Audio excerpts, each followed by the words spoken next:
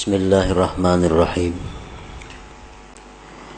Alhamdulillahilladzi hadana lisabilil huda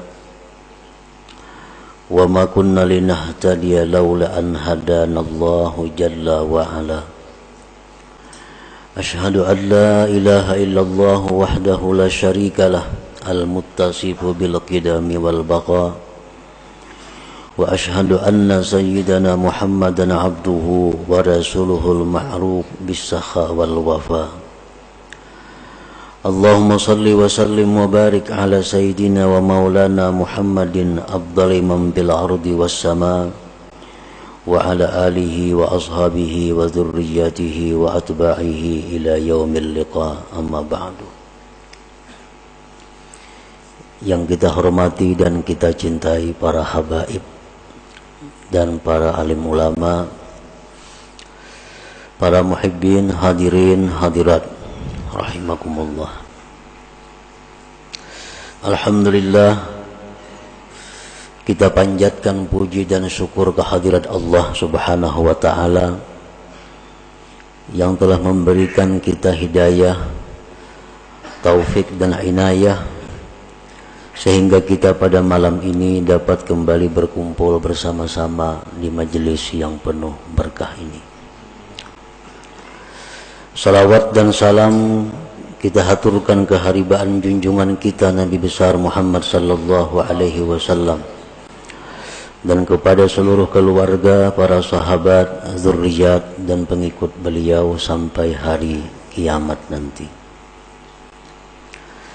Para muhibbin rahimakumullah, al-hikmatul ishrun minal hikamil adha'iyah. Qala al-imam Ahmad ibnu Athaillah as-Sakandari rahimahullah wa nafa'ana bi'ulumih. Hikmah yang ke-20 dari Al-Hikam, berkata Imam Ahmad bin Athaillah as-Sakandari rahimahullah,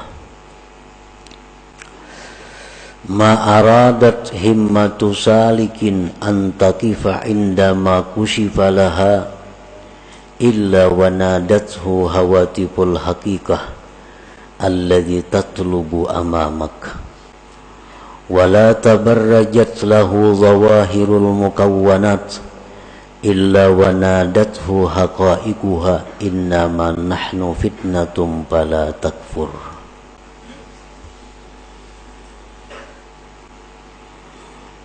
Arti terjemah dari hikmah yang ke-20 adalah tidak menghendaki keinginan orang yang tekun beribadah bahwa berhenti dia ketika dibukakan baginya,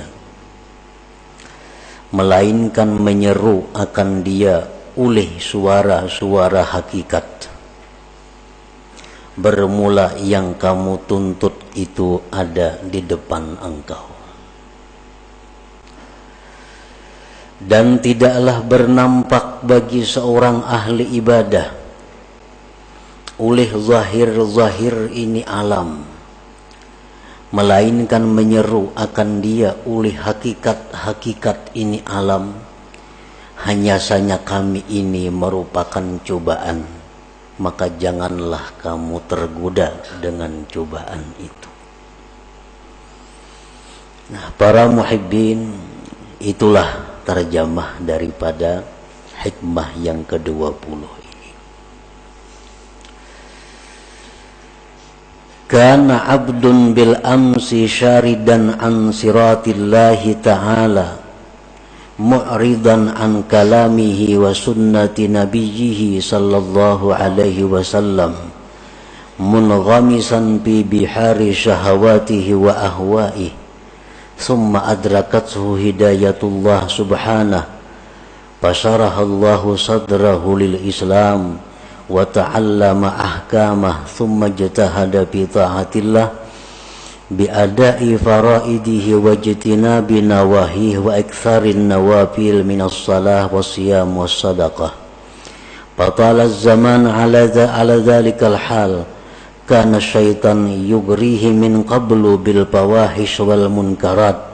Fal'an yuwaswisu ilaihi qailan ala tara kaifa asbahta al'an anta min khairati ibadillahi salihin tata'allamu ahkamahu wa tuaddi faraidahu wa tajtanibu nawahiyahu wa tuksirun nawafil wa tashabul ulama qad asbahta min awliyaillahil muqarrabin.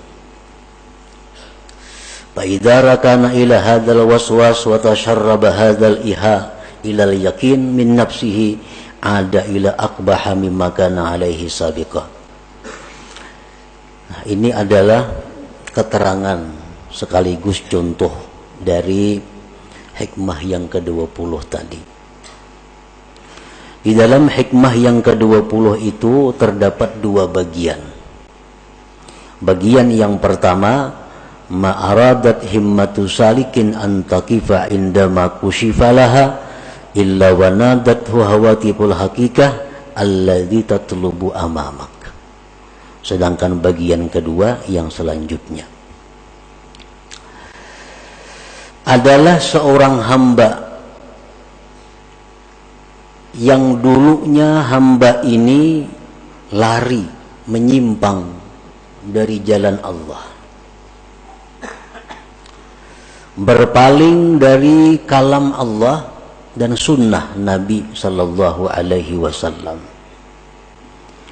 Seorang hamba ini tenggelam dalam lautan syahwat dan hawa nafsunya. Jadi seorang manusia yang dahulunya ingkar kepada Allah, yang dahulunya manusia ini mementingkan syahwat dan hawa nafsunya, tidak peduli hukum Allah, tidak peduli halal haram. Nah, kemudian si hamba ini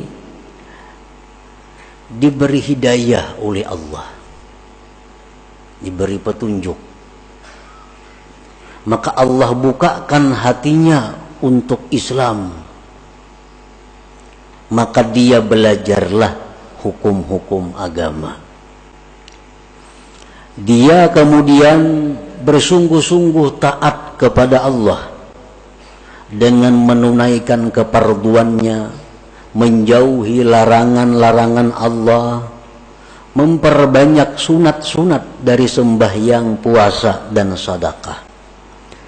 Dan lama masa yang demikian, artinya bertahun-tahun, berpuluh-puluh tahun, seorang hamba yang dulunya ingkar kepada Allah kemudian dapat hidayah, akhirnya berbalik ke jalan Allah, menuntut ilmu. Pekerjaannya sekarang ini, yang dulunya jauh dari majelis ilmu, sekarang menuntut ilmu, ibadahnya kuat, zikirnya banyak. Adalah syaitan dahulunya menggoda ini hamba dengan kejahatan-kejahatan dan munkar. Dahulunya si hamba ini kawan syaitan, diajak syaitan berbuat maksiat, mau. Diajak syaitan berbuat kejahatan, mau. Setelah dapat hidayah Allah, maka hamba ini telah berbalik menjadi hamba yang taat, tekun ibadahnya. Nah, sesudah hamba tadi tekun dalam ibadah, sungguh dalam menuntut ilmu, syaitan itu menggoda lagi kepada hamba ini. Tapi godaannya bukan seperti dulu, mari minum arak, mari berjudi, mari berzina, mari melakukan riba. Itu godaan dahulu, kada mampan lagi. Karena ini orang sudah dapat hidayah dari Allah, sudah menuntut ilmu, sudah rajin ibadah. Nah, syaitan itu menggoda dia. Dengan apa godaan syaitan? Ala tara kaifa asbahta al'an. Oh si fulan, ya syaitan, apakah tidak kau lihat diri engkau sekarang ini? Engkau sekarang termasuk hamba Allah yang pilihan. Nah, engkau sekarang sudah masuk dalam hamba Allah yang pilihan. Engkau belajar hukum Allah, engkau menunaikan keparduan, engkau sudah menjauhi larangan, engkau sudah banyak melakukan yang sunat-sunat, engkau sudah dekat dengan para ulama-ulama. Sekarang engkau, ujar syaitan, termasuk aulia Allah al-muqarrabin. Sekarang engkau wali. Dahulu ikan buntat, sekarang engkau wali. Ibadah engkau luar biasa, menuntut ilmu siang malam. Jadi engkau sekarang ini, ujar syaitan, sudah menjadi waliullah, sudah menjadi wali Allah.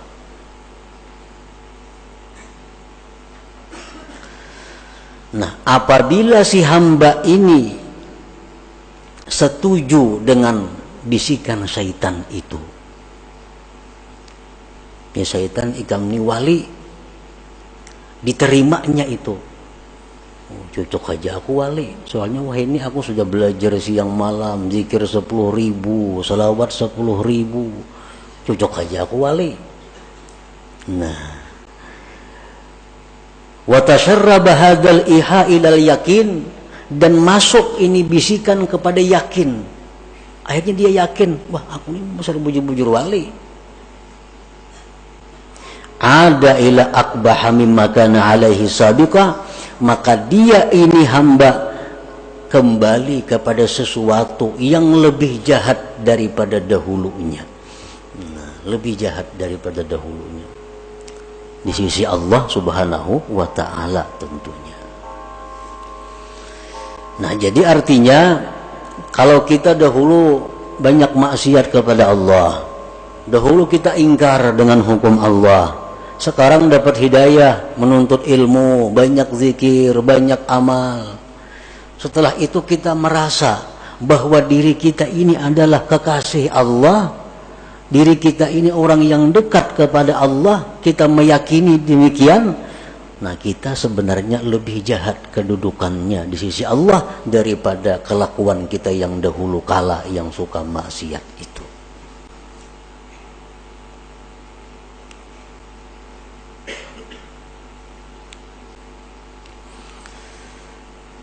Itulah yang dikhawatirkan oleh Rasulullah sallallahu alaihi wasallam. Dalam sebuah hadis beliau bersabda, "Lau lam tuznibu la khasyitu 'alaikum ma huwa akbaru min dzalik al-ujbu al-ujbu." Ujar Nabi, andai kata kalian itu tidak berbuat dosa sama sekali, aku sungguh takut kepada kalian akan jatuh dalam dosa yang lebih besar, yaitu dosa sifat ujub. Dosa sifat ujub tadi.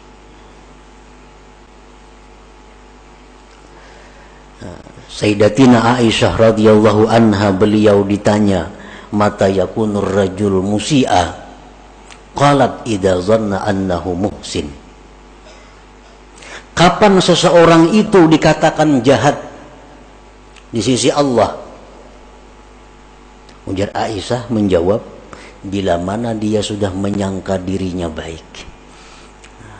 Bila mana kita menyangka diri kita ini sudah baik, berarti kita orang yang jahat di sisi Allah Subhanahu wa ta'ala.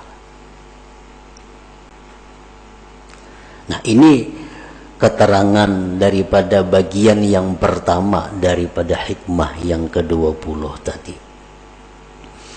Nah, para muhibbin rahimakumullah, jadi syaitan ini, ujar para ahli suluk, mengatakan selalu berusaha menggoda kita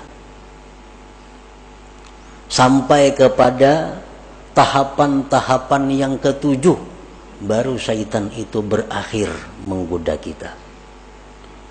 Sampai 7 tingkat keadaan-keadaan kita, syaitan selalu membisik kepada kita agar kita gugur, agar kita terjatuh ke dalam jurang yang hina. Nah, untuk menghindari, menjaga keselamatan dari godaan-godaan syaitan yang 7 tingkat itu, 3 hal yang kita perlukan. Pertama, ilmu. Ilmu yang pertama. Yang kedua, doa kepada Allah agar dipelihara. Yang ketiga, kawan yang baik. Nah, 3 macam itu kalau kita ingin selamat. Para muhibbin rahimakumullah. Apa yang 7 itu? Dalam tahapan pertama, syaitan itu mengajak kita dengan ajakan ukfur. Ukfur. Kafirlah engkau. Icam jaka kafir. Nyaman kada besembayangan, kada berpuasaan, kada berzakat, kada istilah perjinahan, kafir. Mungkin ajakan ini tidak ditujukan syaitan kepada kita, karena kita insya Allah kada mungkin hakun bakapir. Ada bisikan nyuruh kafir, bakapir lah, insya Allah kada. Tapi untuk orang-orang yang tertentu bisa terperdaya dengan ajakan ukfur ini. Nah, kalau syaitan itu mengajak kita kepada ukfur, kafirlah kamu kepada Allah, ilmu yang kita perlukan untuk mengatasi ini adalah firman Allah, wa ma liya la a'budul ladzi fatarani. Tidak ada alasan wahai syaitan untuk tidak menyembah Tuhan yang menciptakan aku.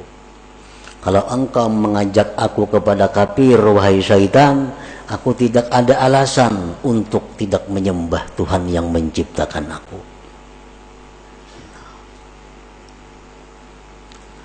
Selamat kita. Kada hakun bakapir dibawai kafir kada mau. Lalu dalam tahapan yang kedua, syaitan mengajak kita, membisik kepada kita, la tuti' rabbak. La tuti' rabbak. Kalau ikam sudah Islam, ya syaitan, ikam kada perlu taat lawan Tuhan. Karena ikam sudah Islam, kada perlu taat kepada Tuhan. Kada perlu sembahyang, kada perlu puasa, kada perlu zikir. Karena orang Islam itu sudah selamat. Menghadapi ajakan ini, kita mesti ada ilmunya. Dengan ilmu bahwa wahai syaitan, aku kada kawa kada taat lawan Tuhan, kada kawa kada sembahyang, kada kawa kada beribadah, karena itu bekalku hari kiamat. Nah, hari kiamat tuh aku perlu bekal. Bukan hanya Islam bekalku, tapi sembahyang, puasa, zakat, sembahyang sunat ini. Artinya syaitan itu kada ada membisiki kita, pang, kamu jangan sembahyang lah, kada ada pembisikan itu. Cuman dalam hati kita nih ada, dalam diri kita ada muncul asa kada hendak sembahyang. Nah itu iya bisikan syaitan, jangan sembahyang jernya. Membubungi jangan sembahyang tuh kada ada, bang. Jangan sembahyang, kadakah itu. Cuma dalam hati kita nih malas sembahyang, malas puasa, malas zikir. Nah itu bisikan syaitan. Yang kita atasi dengan apa? Dengan bekal. Ini mati perlu bekal. Orang hendak ke Banjar aja bersanggup duit. Nah apalagi mati. Bekalnya mati apa? Sembahyang banyak, zikir banyak, puasa dan lain-lainnya. Nah jadi kalau syaitan mengajak kita, dalam hati kita ini ada bisikan-bisikan yang malas untuk ibadah, kita tentang, kita lawan bahwa syaitan, bahwa aku ini perlu bekal untuk akhirat karena aku pasti mati. Nah 2 tahap syaitan menggoda kita. Tahap yang ketiga, ujar hati nih nang dibisiki syaitan, ayo ikam banyak-banyak beramal, banyak-banyak sembahyang, tapi kaina bila tuha. Nah, bila tuha aja lagi anom behimat napa, karena nang dipandang tuh akhir umur. Ikam walaupun wah ini pak ibadah, kalau akhir umur karena ikam jahat jadinya. Jadi baik wah ini berjahat karena akhir umur hanya berbaik. Nah, ini mungkin seringkali datang ke dalam hati kita. Ini sering datang ke dalam hati kita. Padahal itu adalah syaitan. Kaina gin, amal banyak. Kaina mun sudah tuha. Kaina aja sembahyang tahajud, amun sudah tuha. Pada orangnya umur 60 sudah ini. Nah, bila lagi tuhanya. Kaina aja nuntut ilmu bila sudah tuha. Kaina aja bila sudah tuha. Nah, apabila dalam hati kita ada bisikan seperti itu, kita punya ilmu bahwa umur itu di tangan Allah. Umur kada pandang tuha muda, kada pandang sihat sakit. Kalau sampai mati, jadi kada kawa menunda amal itu. Bila ini hendak beribadat, gawi laksanakan, kada perlu menunda. Nah, para muhibbin rahimakumullah, syaitan itu hati kita ini dibisikinya lagi. Jadi syaitan, kalau engkau memang hendak beramal beribadat juga, ajil, lakasi beramal. Sembahyang jam 1000 rakaat semalaman kayak Zainal Abidin, atau 500 rakaat kayak Imam makasih. Nah, digasaknya kita oleh syaitan supaya banyak-banyak beramal. Tujuannya apa? Bila kena banyak kita busan ampe. Atau lagi tujuan syaitan bila banyak-banyak itu berancap-ancap kada sempurna. Sembahyang kada bertumak ninah jadinya. Itu tahapan yang keempat daripada syaitan, bahwa segera. Nah, ini kita atasi syaitan dalam hati kita, kita bisiki. Aku beramal kada perlu belaka-lakas. Yang penting aku sempurna. Kada perlu berancap-ancap. Karena begitu ada niatku sudah beramal, itu sudah masuk. Perlahan kita gawi. Perlahan, sembahyang perlahan, baca Quran kita perlahan. Nah, tahapan yang kelima, syaitan ini menggoda kita lagi. Dengan godaan apa? Nah, syaitan kalau ikam sudah perlahan itu, ikam tunggu. Ikam akan dipuji oleh seluruh makhluk. Ikam akan dipuji oleh manusia, ikam akan dipuji oleh orang-orang besar karena mengakui kehebatan engkau. Ikam ahli ibadah, ibadahnya bagus. Nah, supaya kita ini ria. Nah, kita atasi dengan demikian, wahai syaitan, aku beribadah kada mengharapkan pujian orang. Aku beribadah kada mengharap penilaian orang. Yang kutuju itu adalah penilaian Allah.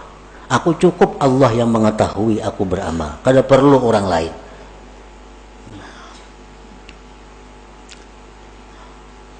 Terus kita beramal kepada Allah, beribadah.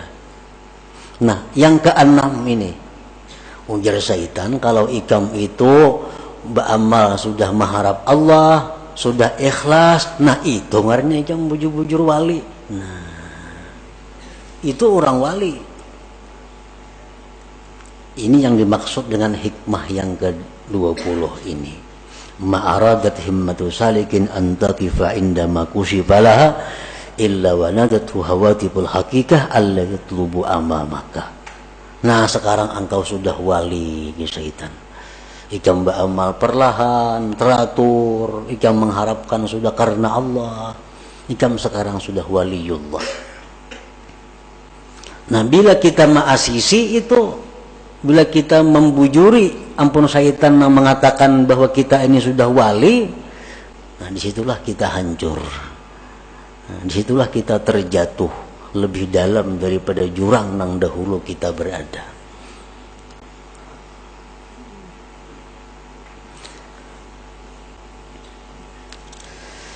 Nah, fasabilus salama li hadzal abdi ayyujiba syaitan aina ana minal awliya was salihin wa ana warikum bi bihari taksir wa qillatil ilm qalbi mashghulun bid dunya wa ma ukhlisu fil amal wa lam a'lam hal tuqbalu taubati amla inna ma ana abdun hakir katsiru dzunub arju rahmat rabbi. Di waktu syaitan tadi, di waktu hati kita berbisik bahwa kita ini dekat dengan Allah, di waktu hati kita bicara bahwa kita ini sudah dikasihi, dicintai Allah, di waktu hati kita bicara kepada kita bahwa kita ini wali, itu hendaknya dijawab, bah kada mungkin aku ni wali, kada mungkin aina ana minal aulia, kada mungkin aku ni wali, aku ni masih banyak kurang, ilmunya kurang, hatiku masih banyak kepikiran dunia, amal ibadahku belum tentu ikhlas, dosa-dosaku dahulu belum tentu diampuni Allah, tubat-tubatku belum tentu diterima. Aku ini adalah hamba yang hina, yang banyak dosa, yang mengharapkan rahmat Tuhan. Nah, ini yang jawabannya kalau timbul bisikan di hati kita. Itu yang dimaksud dengan wanadathu hawatiful hakikah alla yadlubu amamaka. Aku ini masih banyak dosa, walaupun aku beribadat, walaupun aku baca Quran, tapi dosa-dosaku dulu belum tentu diampuni Allah. Tobat belum bisa diterima, belum tentu diterima. Nah, bila kita mampu menentang yang demikian tadi dengan perasaan-perasaan bahwa kita masih hina, kita masih banyak dosa, kita masih jauh dari Allah, berarti kita berhasil, berarti kita selamat. Siti Aisyah tadi dikata, kapan seseorang itu dikatakan jahat di sisi Allah?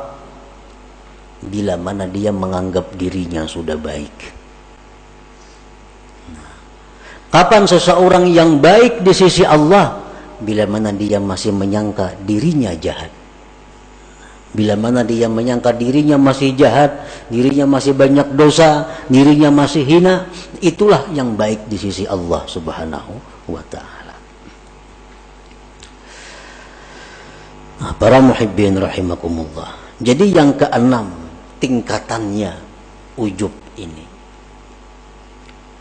dan bisikan-bisikan itu pasti ada di dalam hati kita. Yang ketujuh itu datang lagi dalam hati kita.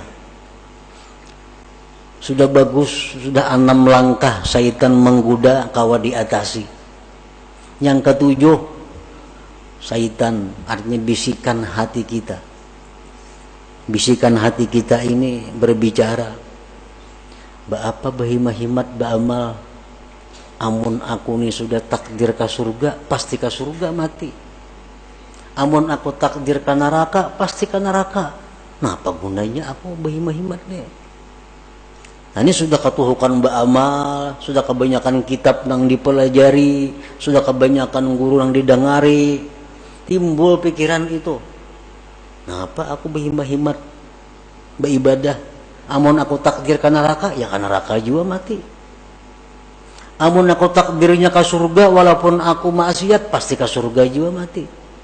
Nah, ini ada dalam hati seseorang hamba Allah. Bisikan seperti itu, walaupun kada semua orang, tapi ada dalam hati. Nah, bila demikian ada, kita jawab bahwa aku hidup mati bukan untuk surga neraka. Hidupku matiku untuk Allah. Inna salati wa nusuki wa mahyaya wa mamati lillah rabbil alamin. Pokoknya aku beribadah kepada Allah. Urusan ke neraka ke surga itu urusan Allah. Nah, bila kawa demikian, kita sudah berhasil melalui 7 tingkatan daripada godaan-godaan syaitan tadi. Nah, para muhibbin rahimakumullah, bagian yang kedua daripada hikmah yang ke-20 ini adalah as-saliku bi asna'i sulukihi katazharu lahu anwa'ul khawarik kastijabatid du'a wa iqbalil khalqi wa tawsi'ah fid dunya wal masyi 'alal ma wal ittila' ala asrarin nas fa idza rakana ila hadhihi wa lam yaj'alha fitnah ihtajaba 'anillah subhanahu wa ta'ala. Seorang yang ahli ibadah itu, di tengah-tengah perjalanannya kadang-kadang ada timbul hal-hal yang menyalahi adat. Orang-orang yang sedang tekun beribadah itu kadang-kadang di tengah jalannya diberi Allah keistimewaan. Seperti apa? Doanya dikabulkan. Ujarnya hujan hari. Ujarnya ini. Itu contohnya. Seperti bisa berjalan di atas banyu umpamanya. Seperti mengetahui isi hati manusia. Nah, itu sebenarnya adalah fitnah, cobaan. Apabila seorang ahli ibadah ini senang dengan demikian, maka dia terdinding dari Allah Subhanahu wa taala. Nah, artinya apa? Ini sudah zikir banyak kepada Allah, salawat banyak, sembahyangnya banyak, semuaan banyak ibadah-ibadahnya. Diberi Tuhan keistimewaan. Doanya mustajab, orang-orang datangan kepadanya. Nah, bila inya senang dengan hal-hal itu, akhirnya mengurangi ibadah-ibadahnya, berarti dia sudah terdinding daripada Allah Subhanahu wa taala. Nah, jadi di pertengahan umur, di mana kita sedang tekun beribadah, itu Allah beri kita keistimewaan bahwa itu adalah fitnah, itu ujian. Bila kita pegang ujian itu, kita akan terdinding daripada Allah. Orang membaca zikir, membaca ba'amal, amalan macam-macam dibaca. Itu ngarannya salik. Orang berjalan menuju Allah. Nah, kadang-kadang kena orang ini di tengah jalannya mustajab doa. Ada orang garing ditiupnya sigar. Ada orang garing diberinya banyu sigar. Akhirnya ini asik dengan itu. Akhirnya jadi penambahan. Pada tujuan asal untuk jadi orang yang dekat kepada Allah. Zikir, baca salawat, dicoba oleh Allah dengan demikian. Ada orang minta ini sigar, ada minta ini kabul, ada minta ini berhasil. Akhirnya sibuk melayani itu. Ibadah-ibadah yang sudah dirintis tertinggalkan.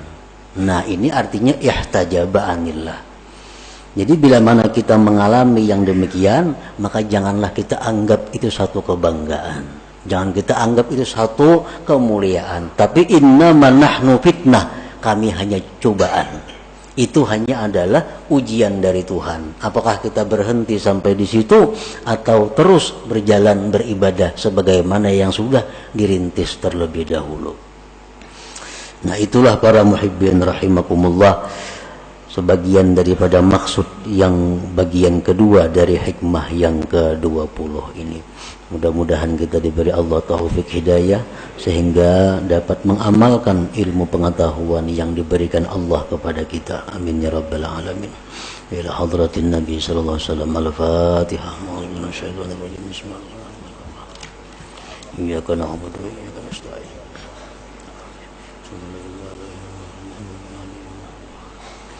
يا الله بها يا الله بها يا الله بحسن الخاتمة يا الله بها يا الله بها يا الله بحسن الخاتمة الله بها يا الله بها يا الله بحسن الخاتمة فيا أيها الرجل منه شفاعة عليه وسلم تسليما اللهم صل وسلم وبارك عليه